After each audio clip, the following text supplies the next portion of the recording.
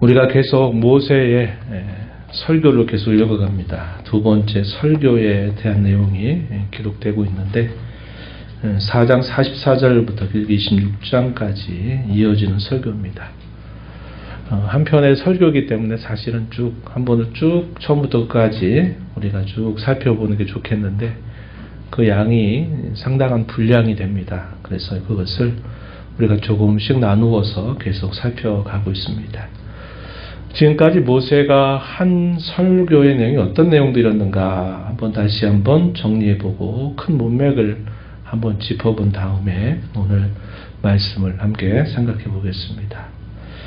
지금까지 모세가 이 설교를 통해서 모압 평지에 있는 이스라엘 자손들, 광야 세대라 부르는 그러한 이스라엘 자손들에게 이제 약속의 땅을 향하여 진군하기 직전에 그들에게 건네주는 설교의 요점들은 대부분 부정적인 명령이었습니다. 다시 말해서 금지 명령이에요.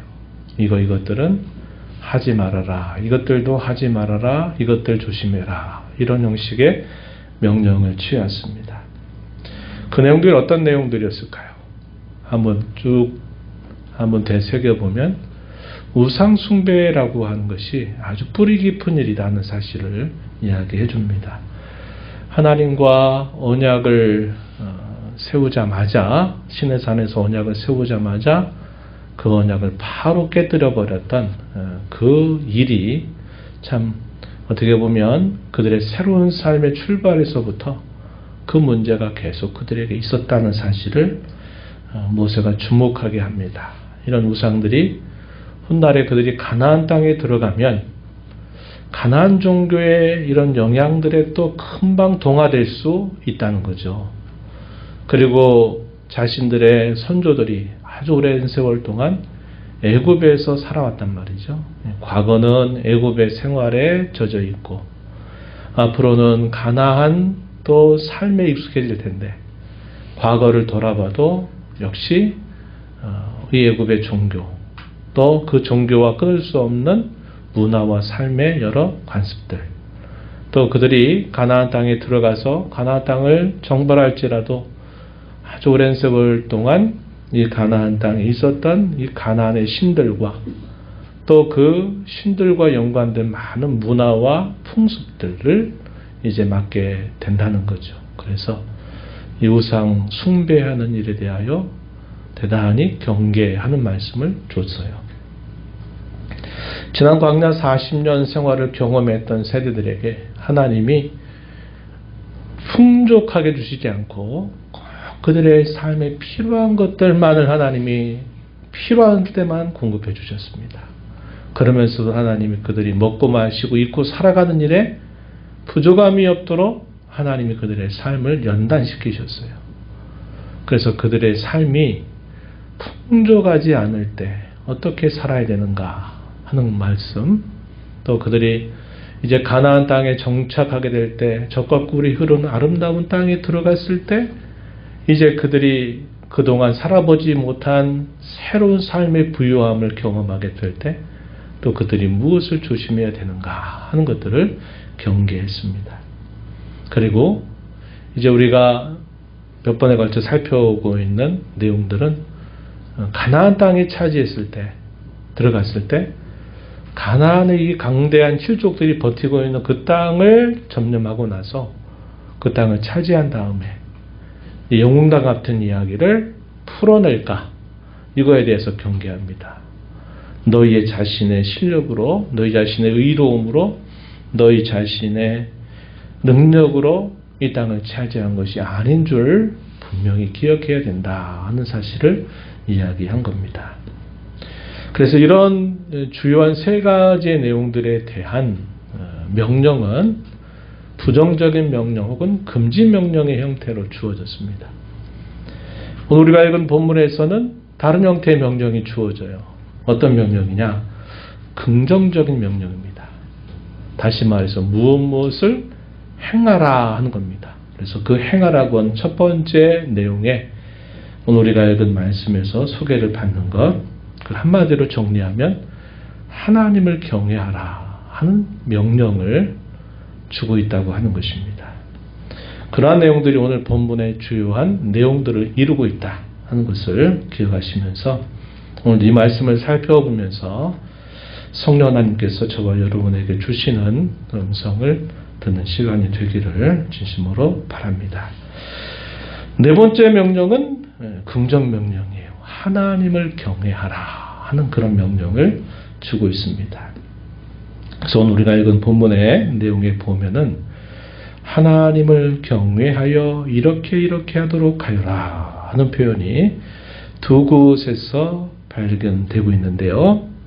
12절 중간 부분에 보면 내 하나님 여호와를 경외하여야 그의 모든 도를 행하라. 그를 사랑하라.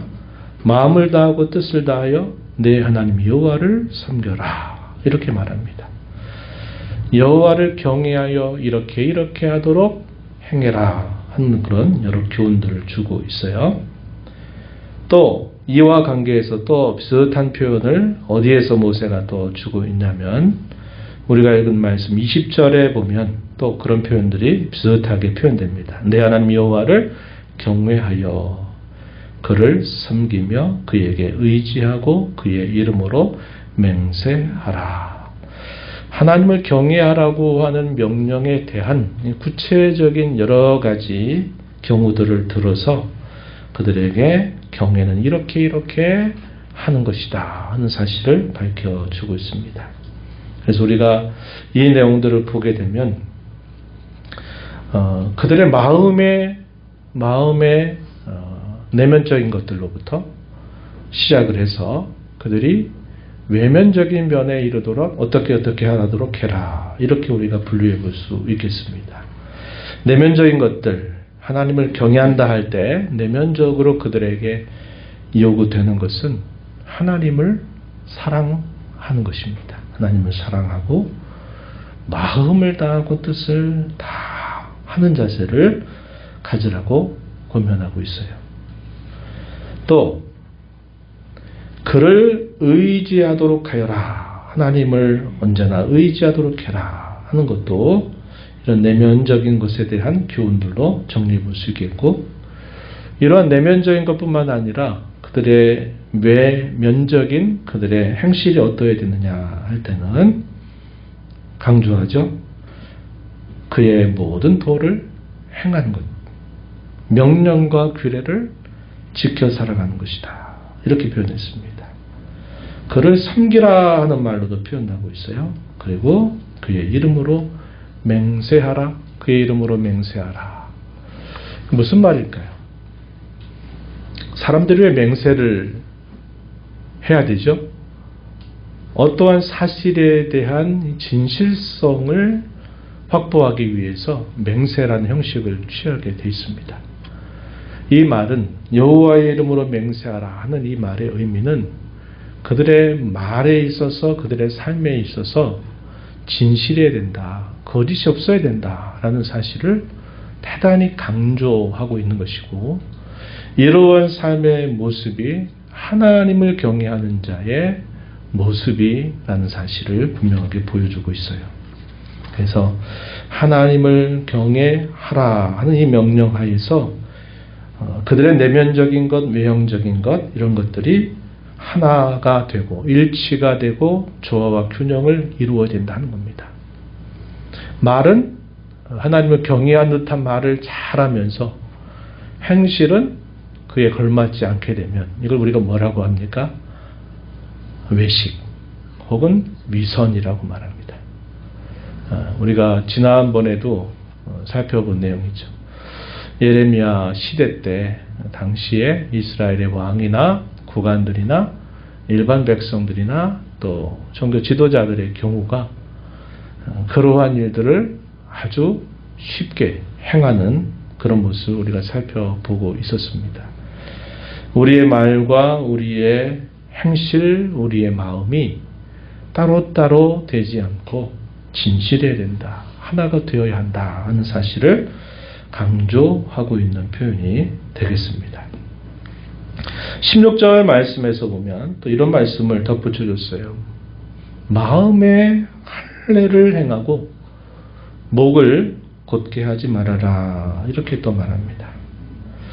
그들은 태어나면서부터 장정이 되면 이제 난지 8일이 되면 이제 할례를 행하는 것이 그들이 하나님과 맺은 언약에 대한 하나의 표시로서 했어야만 되는 중요한 일입니다.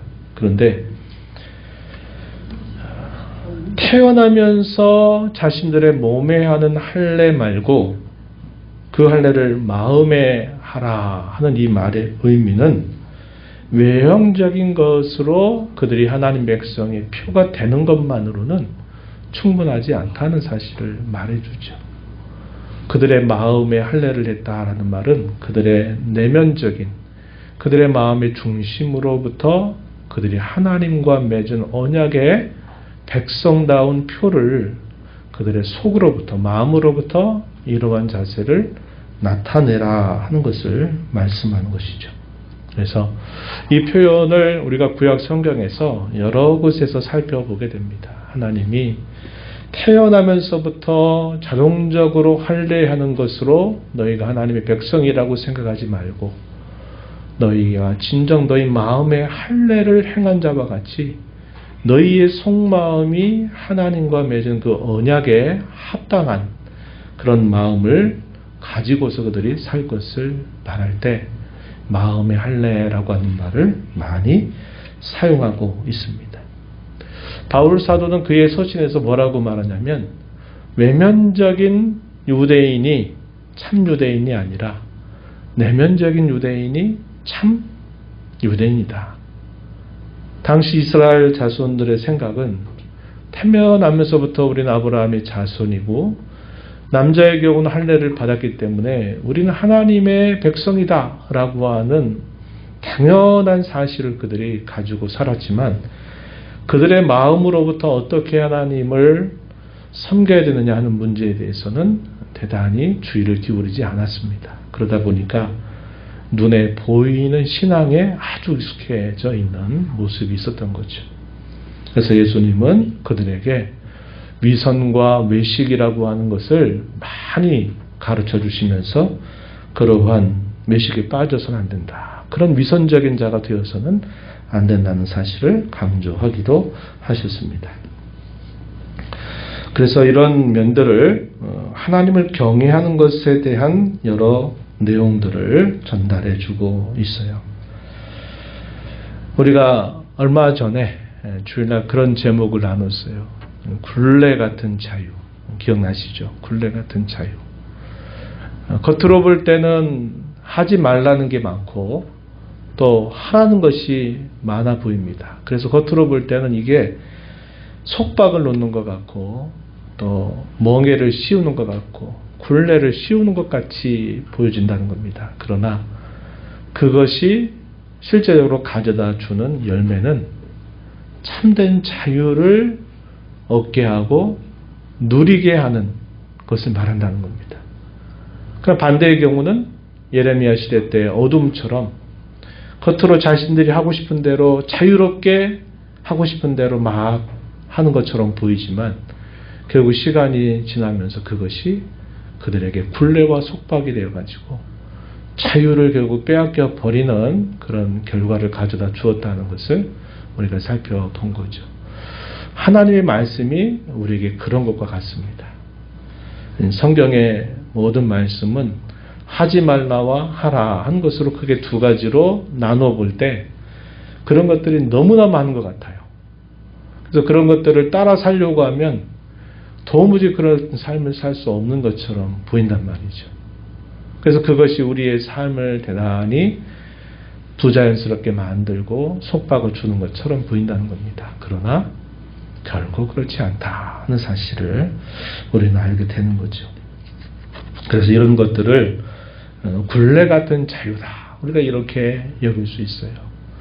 야고보서에서 이 표현을 뭐라고 사용했느냐. 제가 전에도 말씀드렸습니다만 자유하게 하는 율법이란 말을 썼습니다. 자유하게 하는 율법. 율법의 참 정신은 그 사람들에게 진정한 자유를 가져다 주는 것이라고 가르쳐 주는 겁니다. 그러나 이러한 중요한 내용들이 빠져버리게 되면 결국 뭐가 될까요? 결국은 자유가 안 되겠죠. 결국 그 자유를 빼앗기는 그런 꼴이 된다 하는 겁니다. 그래서 율법의 멍에라는 말, 예수님 당시에 이런 표현들이 많이 사용됐던 것들도 율법의 참된 정신이 아니라 결국 그 율법의 것만 가지고 있다 보니까 결국 그것이 그들에게 멍에를 씌워서 그들로 하여금 자유를 얻지 못하게 하는 결과를 가져다 주었다는 것을 우리가 알게 됩니다.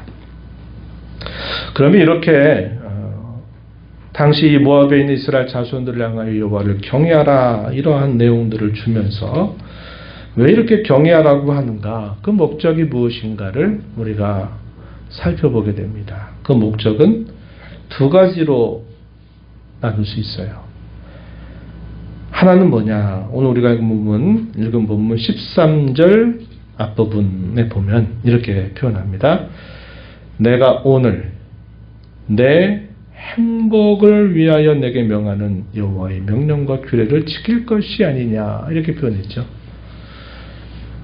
굴레 같은 자유라 그랬는데 이 13절 앞부분에서는 그 목적이 뭐라고 얘기합니까? 그것이 너희의 행복이다 라는 겁니다. 진정한 행복은 바로 여기에 있다 라는 사실을 우리에게 가르쳐 주는 것이죠.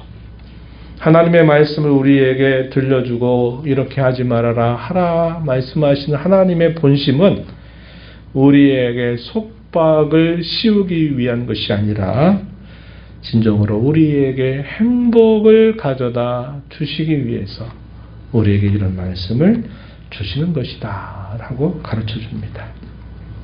역설 같은 것이 담겨 있는 거죠. 역설. 안 것 같은데 지나고 나서 보니까 그게 맞은 거. 우리가 되게 이런 걸 역설이라고 말합니다. 우리 신앙세계에 이런 역설들이 대단히 많아요. 그래서 이 역설들을 우리가 많이 알아가면 우리 신앙의 경험이 더 깊어지게 된다는 것을 우리가 경험할 수 있게 됩니다. 궁극적인 목적은 뭘까요? 하나님을 경외하라고 이렇게 명령하는 궁극적인 목적은 뭘까요? 21절 앞부분에 이렇게 표현합니다. 21절에 보면 그는 내 찬송이시요 내 하나님이시라 이렇게 말합니다. 하나님이 너희의 찬송이시다 라는 표현입니다. 하나님이 우리의 찬송이다. 두 가지 의미가 있겠죠. 어떤 의미가 있을까요? 하나님은 우리에게 찬송을 받으시기 합당하신 분이다 하는 사실을 우리에게 밝혀주고, 또 하나는 하나님이 우리에게 하신 그 일들이 우리에게 큰 복이 된다는 사실을 말하는 거죠. 우리의 영광이 되고 우리의 행복이 되고 우리의 복이 된다라는 의미를, 또 여호와가 우리의 찬송이 되신다 이렇게 표현을 하기도 하는 겁니다. 결국 하나님께서 경외하라고 모세를 통해서 당시 백성들에게 주시는 이 말씀의 궁극적인 목적은 결국 하나님의 영광에 있다는 겁니다. 그래서 이 두 가지 목적이 있어요. 하나는 우리의 행복을 위하여, 또 하나는 하나님이 찬송이 되시도록, 하나님께 찬송을 돌리도록, 다시 말해서 하나님께 영광을 돌리게 하기 위해서 하나님은 우리에게 경외하라 하시는 이런 말씀을 주고 있다 하는 것입니다. 그래서 이 우리의 행복이 된다 하는 것은 좀 구별을 하자면 가까운 목적이다 이렇게 말할 수 있겠고, 그럼 궁극적인 목적이 무엇입니까? 라고 할 때는 무엇이다? 하나님께 영광을 돌리기 위한 것이다 하는 사실을 우리가 알게 돼요. 그래서 이런 두 가지 목적을 위하여서 하나님께서 경외할 것을 우리에게 명령하고 계시다는 겁니다. 아무나 이 말을 한다고 해서 그 말을 다 듣지 않을 겁니다. 나와 아무런 상관이 없는 사람이 갑자기 내게 와서 어떤 말들을 한다 한들 그 말을 우리가 들을 이유가 없어요. 하나님께서 자기 백성들에게 이렇게 말씀하시는 데에는 분명한 근거 내지는 분명한 자격을 가지고 계시다 하는 사실을 본문 속에서 여러 가지로 우리에게 설명해 줍니다. 이걸 두 가지로 나눠볼 수 있을 것 같아요. 첫 번째는 하나님 자신이 우리에게 어떤 분이시냐 하는 것이고, 두 번째는 하나님이 우리에게 무슨 일을 행해 주셨느냐 하는 것입니다. 그 내용들을 우리가 본문에서 정리해 볼 수 있어요. 먼저 하나님 자신에 관련해서는 몇 가지로 우리가 살펴볼 수 있겠는데, 작은 첫 번째, 하나님은 모든 주권을 가지신 분이시다. 그걸 분명히 밝혀주고 있습니다. 14절 말씀을 한번 보시면 이렇게 말합니다. 하늘과 모든 하늘의 하늘과 땅과 그 위의 만물은 본래 내 하나님 여호와께 속한 것이로되, 이렇게 표현했습니다. 하늘과 땅에 있는 이 모든 것들이 여호와 하나님께 속해 있다, 이렇게 표현했습니다. 이걸 다르게 표현하면 이 모든 것들이 하나님의 소유다, 하나님의 권한에 속해 있다 하는 겁니다. 그것을 표현하고 있는 거예요. 우리가 주의 기도 가운데서 이제 살펴보게 될 것인데요. 주의로 살펴볼 텐데, 주의 기도 가운데 마태복음 6장 13절 하반절에 보면은 어떤 표현들이 있느냐? 우리 주의 기도의 마지막 부분입니다. 나라와 권세와 영광이 아버지께 영원히 있사옵나이다. 이게 이제 주의 기도의 결론에 있는 말씀이죠. 우리 늘 암송하고 있는 말씀입니다. 그 내용이 갖고 있는 중요성은, 우리가 앞에서부터 하나님의 이름을 부르고 6가지 간구 내용을 하나님 앞에 올리는데, 앞에 3가지는 하나님과 관계된 기도를 먼저 할 것을 예수님이 가르쳐 주셨어요. 첫 번째가 뭐였습니까? 아버지의 이름이 어떻게? 거룩히 여김을 받으시게 해달라. 두 번째, 아버지의 뜻이 하늘에서 이루어진 것 같이 땅에서도 이루어지게 해달라. 세 번째, 아버지의 나라가 임하게 해달라.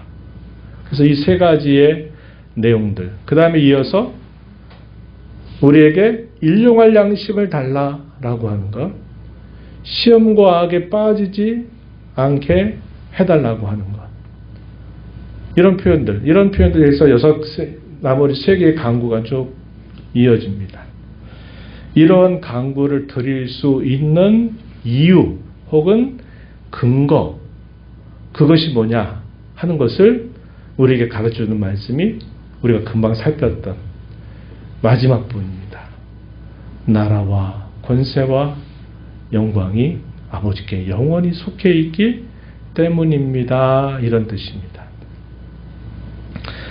여기서도 하나님께서 이러한 명령, 곧 하나님을 경외하라고 이렇게 자기 백성에게 이렇게 말씀하시는 중요한 근거로 제시되고 있는 것이, 하나님이 그들을 포함해서 모든 하늘과 땅을 지으신 하나님으로서 그것에 대한 주권을 가지고 계시다, 모든 것의 참 주인이 되신다 하는 사실을 밝혀주고 있다고 하는 것입니다.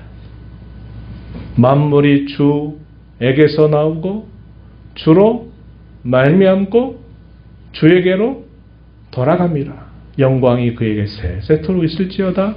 로마서 11장 마지막 절에 그렇게 찬송하면서 마치는 내용들을 우리가 떠올려 볼 수 있습니다. 그래서 하나님은 우리 사람뿐만 아니라 모든 지으신 것들의 진정한 주권자가 되신 분으로서 이렇게 자기 백성에게 이런 명령을 하신다. 두 번째는요, 17절 앞부분에 보면은 뭐라고 표현했냐면, 너희 하나님 여호와는 신 가운데 신이시며 주 가운데 주시다, 이렇게 표현했습니다. 신 가운데 신, 주 가운데 주, 이게 무슨 의미겠습니까?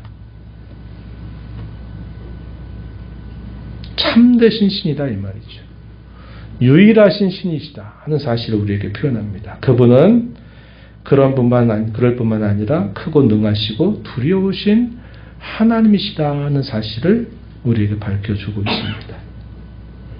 세상의 모든 주권을 행사하시는 그분, 능하시고 두려우시고 크신 하나님이시다는 사실을 근거로 제시하고, 그리고 하나 더 이야기하면 17절 하반절부터 18절에 이런 내용을 쭉 보면 하나님이 어떤 일을 하시느냐, 사람을 외모로 보지 않으시고 뇌물 받지 않고 고아와 과부를 위해서 정의를 행하시고 나그네를 사랑하셔서 그에게 떡과 옷을 주시는 분이시다, 이렇게 말합니다.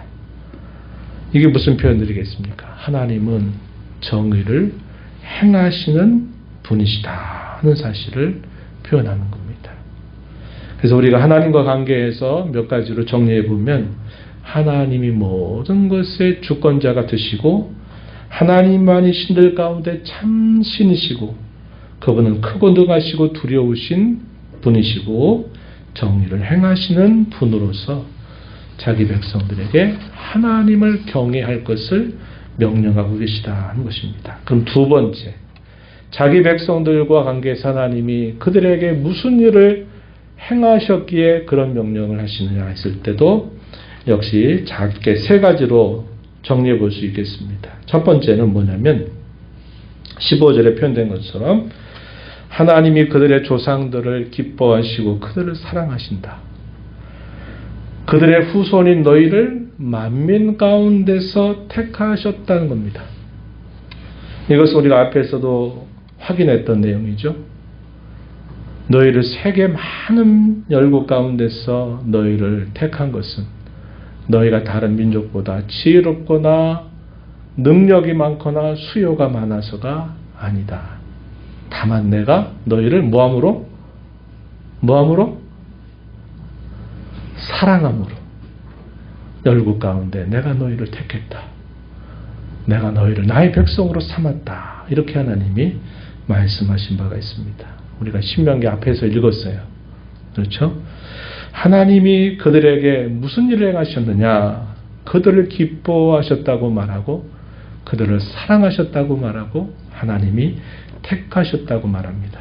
그 원리는 구약의 이스라엘 백성들만 아니라 오늘 참 이스라엘로 부름받은 저와 여러분에게도 마찬가지입니다. 하나님이 그의 기뻐하신 뜻을 따라서 세상을 만드시기 전에 그리스도 안에서 우리를 예정하셨다. 이렇게 말하죠. 그의 자비하심으로 우리에게 은혜를 베푸신다는 거죠. 그분의 변화없는 사랑을 우리에게 주신다는 겁니다.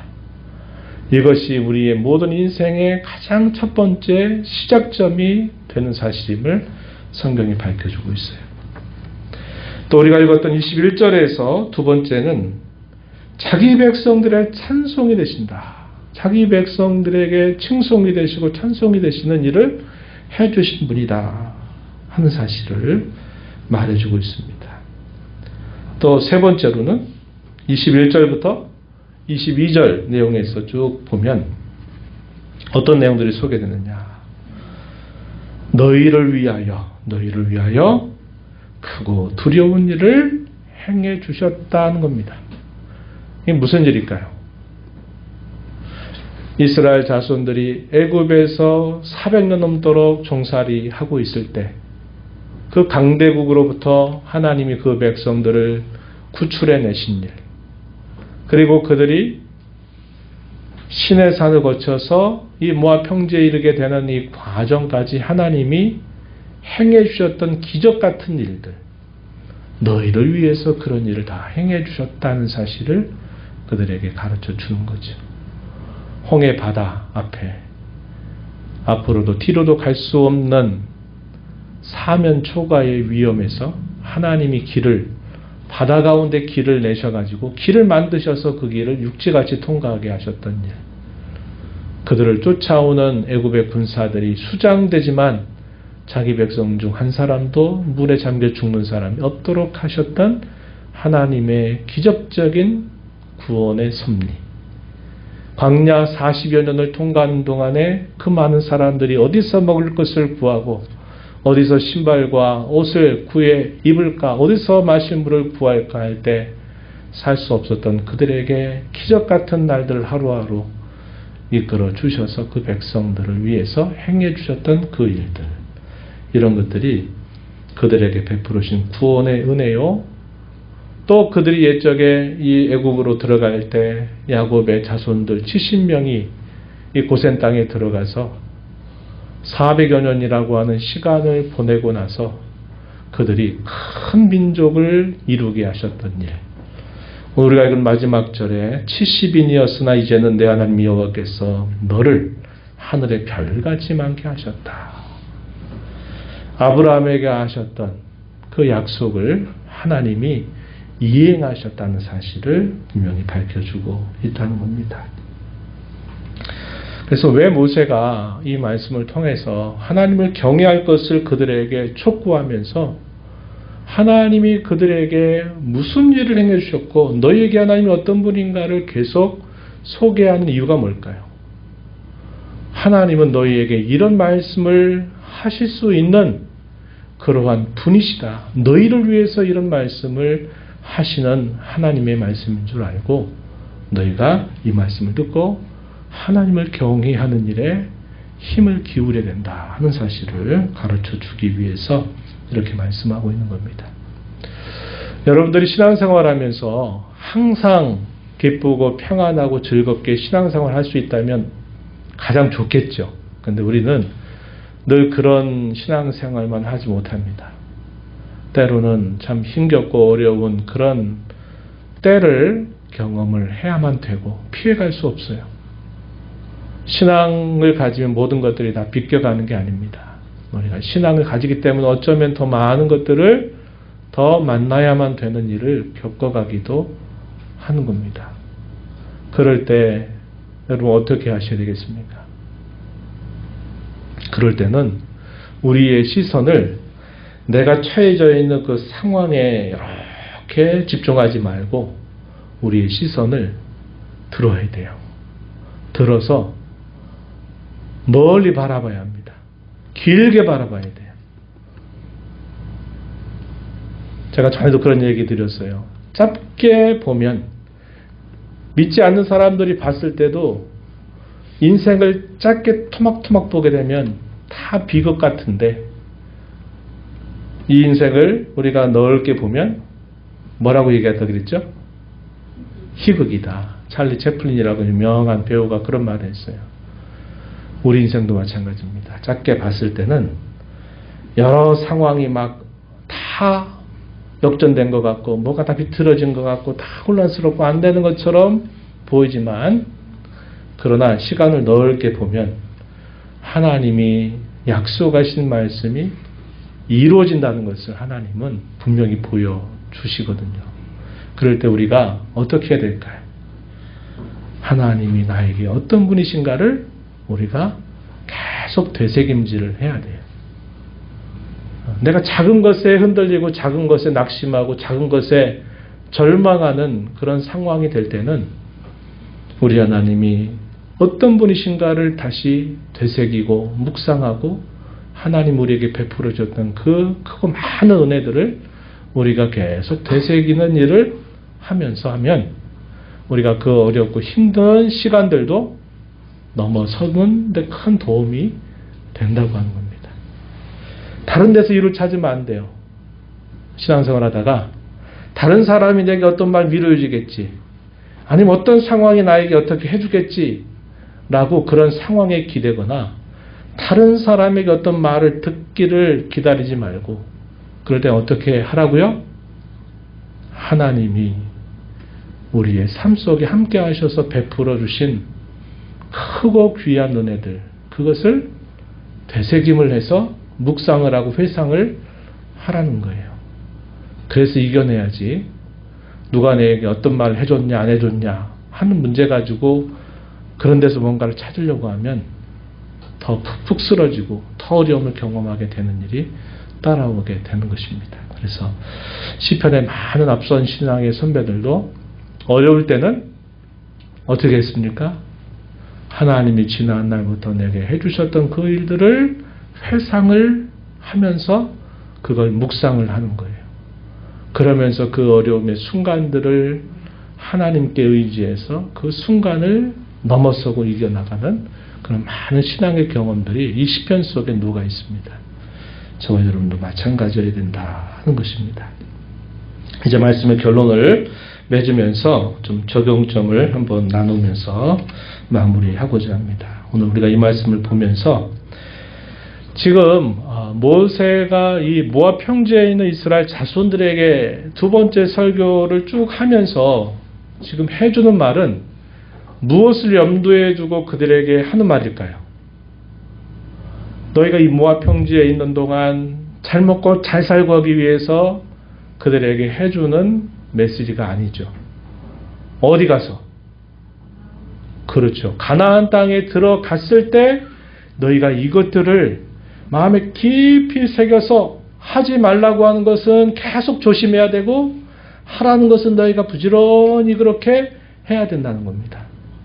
다시 말하면 약속의 땅 생활 지침서를 이 설교를 통해서 그들에게 건네준다 하는 것으로 받으면 된다는 겁니다.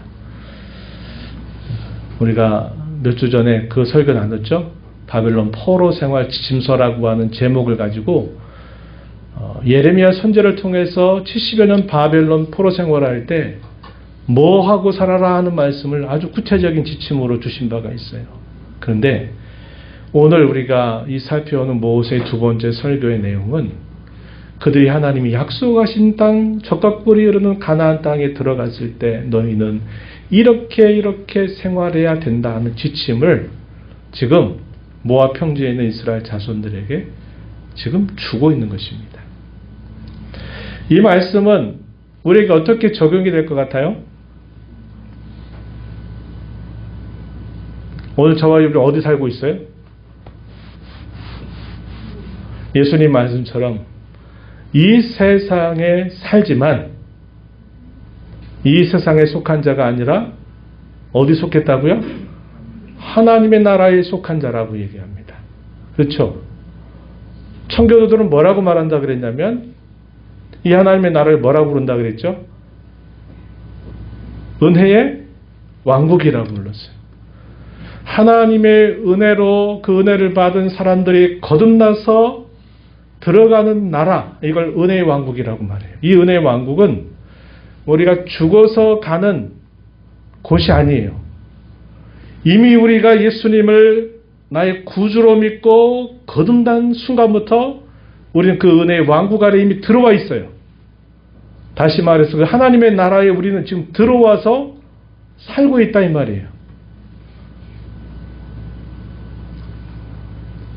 영원한 하나님의 나라가 완성될 그날을 주의 재림과 함께 이루어질 그날을 바라보면서 오늘을 살지만 여기서 우리는 하나님 나라에 속한 자로 살아가야만 된다는 겁니다.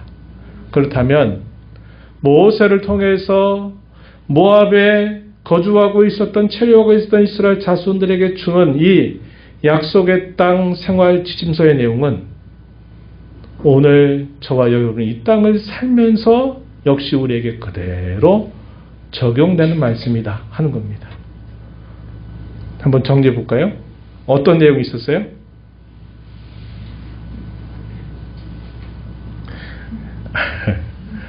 우상을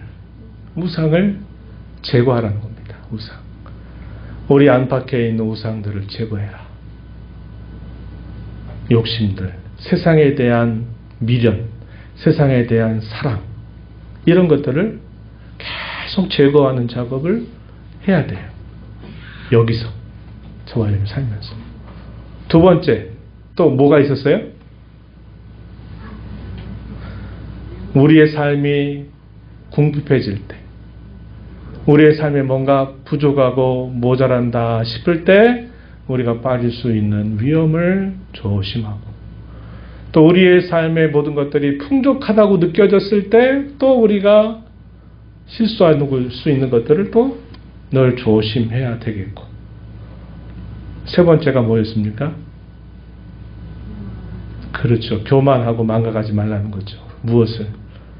네 실력과 네 힘으로 돈을 벌고 네 실력과 네 힘으로 네가 네 생명을 유지하고 네가 네 생활을 꾸려가는 것처럼 그렇게 생각해서 교만하거나 그래서 하나님의 은혜를 망각하지 말아라 하는 것을 지금 계속 경계하고 있는 것입니다. 그래서 우리도 마찬가지예요. 이 모세가 모압 평지에서 주시는 그 말씀의 내용은 오늘 우리가 이 땅에서 이미도 은혜의 왕국에 살고 있으면서 영광의 왕국이 이루어지게 될 그 날을 소망하면서 우리가 모세를 통해 주셨던 그 말씀은 오늘 저와 여러분에게 그대로 적용되는 말씀으로 받아야 된다. 마지막 네 번째가 오늘 우리가 살피는 내용이죠. 뭐하라? 하나님을 경외하라. 하나님을 경외하며 살아라. 그 하나님을 경외한다고 하는 것은 뭡니까? 우리의 마음으로부터 시작해서 우리의 외면적인 것이 일치가 되는 삶을 살아가는 것이다 하는 겁니다. 하나님을 경외하는 삶은 하나님을 경외하는 마음에서 먼저 시작이 돼야 합니다. 이것이 시작이 잘못돼 버리면 하나님을 경외하는 것이 외형적으로 보이는 것이 주가 돼 버리면 거기서부터 위선, 거짓 이것들이 채워지게 돼 있다 이 말이죠. 그리고 하나님을 경외하는 삶은 그분을 경외하는 마음으로부터 시작이 돼서 어디에서 완성이 될까요? 하나님의 말씀을 듣고 순종하는 것으로 완성이 되는 겁니다. 이 두 가지가 조화를 이루어야 된다는 거예요. 하나님을 경외하는 마음과 그의 말씀을 듣고 지켜 살려고 하는 이것이 조화를 잘 이루는 삶이 하나님을 경외하는 삶이다 하는 것을 우리가 배우게 되는 겁니다. 그래서 우리 마음을 잘 단속하고 끊임없이 우리 마음을 하나님께서 새롭게 해주시기를 기도해야 돼요. 기도할 때마다 예배할 때마다 하나님 저의 마음을 하나님 정결하게 해주세요. 제 마음이 여러 욕심들이 자리 잡지 않게 해주세요. 제 마음이 무엇보다 하나님을 경외하는 마음을 주시고 하나님을 무엇보다 사랑하는 마음으로 충만하게 해주세요. 이게 우리가 늘 우리 마음을 살피면서 기도하고 새롭게 해야 될 부분이 되고 더 나아가서는 하나님의 말씀을 우리에게 주실 때마다 그 말씀을 잘 받아서 그 말씀에 따라 내가 어떻게 하든지 순종하려고 기도하고 애를 쓰고 안 되면 또 기도하고 또 다시 시도하는 일들을 통해서 하나님의 말씀을 듣고 순종하는 일을 즐거움으로 부단히 이 일들을 우리가 수행해 가게 되면 이것이 바로 하나님을 경외하는 자의 삶이다 하는 것 우리가 배우게 되는 겁니다. 이런 교훈을 마음에 새기면서 저희를 남은 삶을 이렇게 살아가게 되기를 진심으로 축복합니다. 하나님 아버지, 오늘 저희가 함께 읽고 들은 이 말씀을 통해서 약속의 땅을 눈앞에 내다보고 있는 모압 평지에 있는 이스라엘 자손들에게 모세는 그들에게 설교했습니다. 우상을 조심해야 된다. 가난할 때 부유할 때 하나님을 잊어버리거나 하나님을 또 욕보이게 해서는 안 된다. 또 그들이 살아가는 그 땅에 이런 것이 마치 자기의 실력과 자기의 의로움과 자기의 공로로 한 것이냐 교만하여서 하나님의 은혜를 잊어버린 자가 되어서는 안 된다고 경계합니다. 더 나아가서 하나님을 경외하라고 그들에게 권면했습니다. 하나님을 사랑하고 그들의 마음을 다하고 뜻을 다해서 하나님을 섬기라고 이야기하며 더 나아가서 하나님의 계명들을 말씀들을 지켜 행하라고 그들에게 권면하였듯이 오늘 이 땅에 사는 동안 하나님의 은혜를 받아서 은혜의 왕국의 백성이 된 것을 기뻐하며 영광의 왕국이 이루어질 그날을 소망 중 바라보는 저희들이 이 땅에서 주신 그 말씀을 마음에 새기면서 늘 하나님을 참되게 경외하는 자로 살아가도록 저희들을 붙들어 주시고 인도하여 주시옵소서. 예수님의 이름으로 기도드리옵나이다. 아멘.